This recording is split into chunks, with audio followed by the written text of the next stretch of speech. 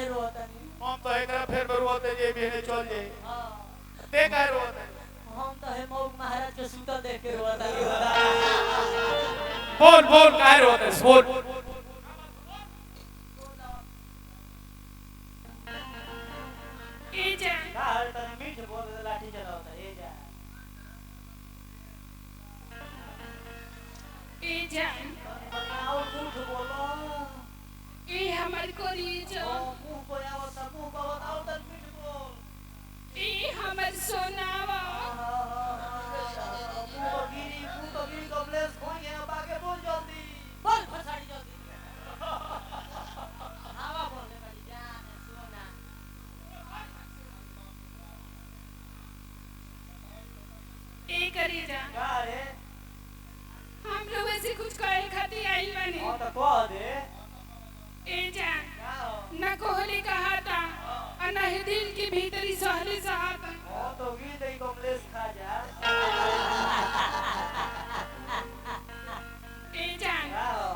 आज के बाद तू हमार पीछा कल छोड़ दा लो जब आगे ना दी तो पीछे में करे के पड़ी बाजी ए जान अभी एला लगन में हमर माई आ हमर बाबू एगो हमर बड़का बाबूजी के लड़का छोट भाई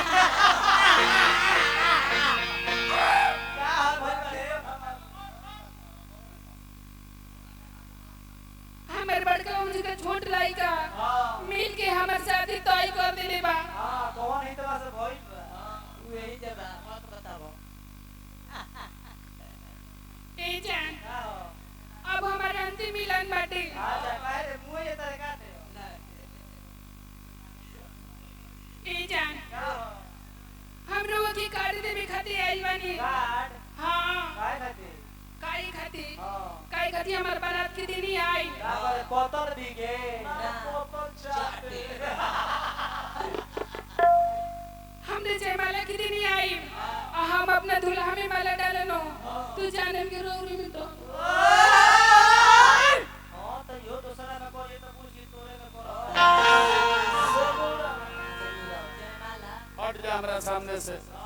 अब जयमाला के दिन है हम बोतल भी के खाती जा पहले राखी बांध हट जा जैसे हमरा सामने से हट जा न तो देखो बोतल भी के तोहरो में धुरब जा हट जा सामने से हमरा हट जा लइकवा कहते कि जो दिल से दिल मिलता है दीवाना बड़ी मुश्किल से मिलता है जो दीवाना दर दर का ठोकर खाता है वही एक दिन मंजिल से मिलता है और जा हमारे सामने से कि हमारा के पागल अरे बना के दीवाना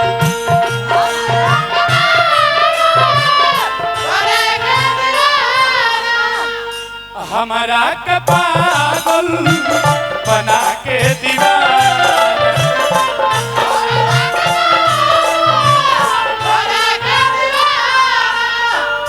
चल जाए बुझान हमार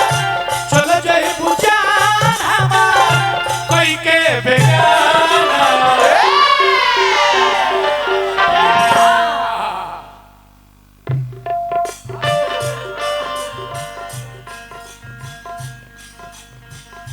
चल जाए बुझान हमार चल जाए बुझान हमार कोई के बेगाना दूरी बनाए रखा काहे रे हमरो खार होता पहुंची रे रुआ हम लोग के मम्मी पापा जानता है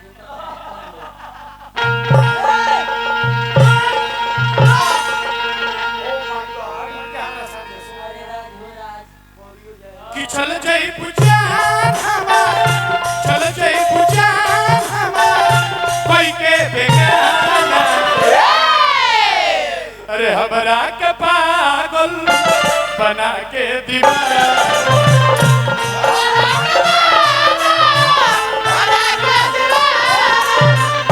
हमरा के पागल बना के दीवाना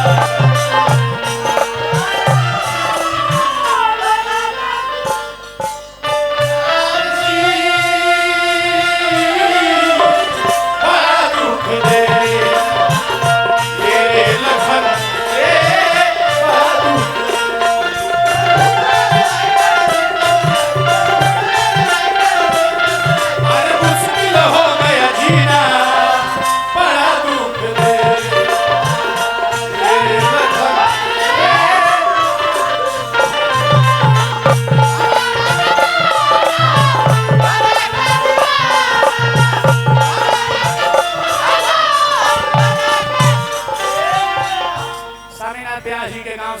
खातिर रोग आई बा भानु भाई रू तो तनी एगो माला से सम्मानित है दिखाओ बलिया जिला में बाहर रहले भाई हमार बलिया जिले में कहीं प्रोग्राम होला आज जो बाहर से आवेले वो जब पहुंचले बड़े एगो माला से सम्मानित जोरदार थपड़ी में भगवान बना के राखिए जीवन पद प्रतिष्ठा बना रहे मनोकामना पूरा हो लाइक वो कहते कि सुनो चांदों से मंगाई है और सितारों से सजाई है चांदों से मंगाई है और सितारों से सजाई है मत भूलना इस सच्चे प्रेमी को क्योंकि प्रभुनाथ बाबा का जिंदगी का यही कमाई है लाइक वो कहते कि सुनो जननी की खिली हमारा अरे जिंदगी के गुल हो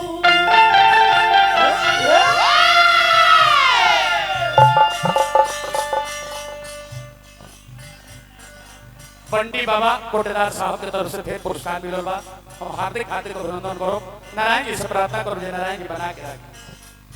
जननी की खिली हमारा जननी जननी जननी जननी जननी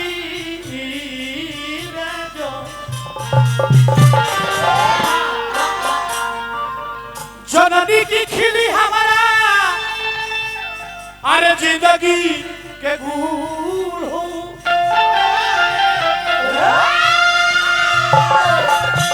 तू तो हो गइलू रानी गुलरी के फूल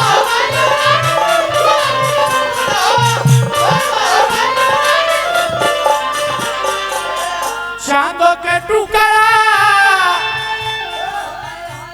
अरे तरैया तराला चांद के टुकड़ा तरैया तराला अरे चल जाई बुझान हमार अरे कोई के बेगान चल जाई बुझान हमार कोई के बेगान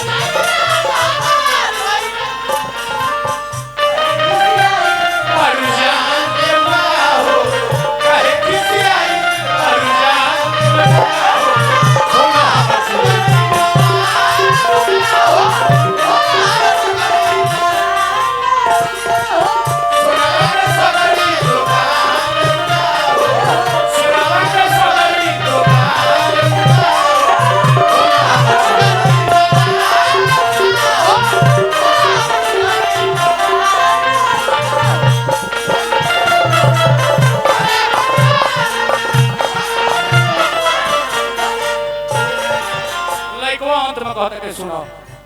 हर किसी को इट्स करने की दुआ क्यों नहीं मिलती हर किसी को इट्स करने की दुआ क्यों नहीं मिलती अरे लोग कहते हैं कि इट्स एक बीमारी है पर मेडिकल स्टोर पर दवा क्यों नहीं मिलती लाइक वो कहते कि सुनो प्रेम के गोगरी में अरे भरलू समुद्र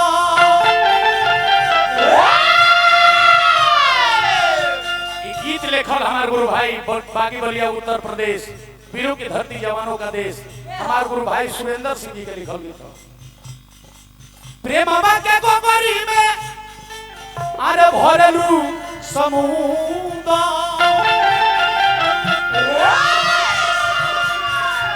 खारा पानी पी है ना बबुआ सुरे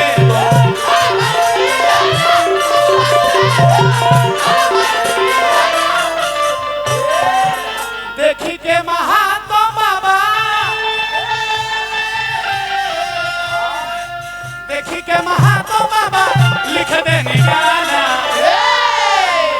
अरे चल जाई बुझान हमार अरे कोई के बेगान चल जाई बुझान हमार कोई के बेगान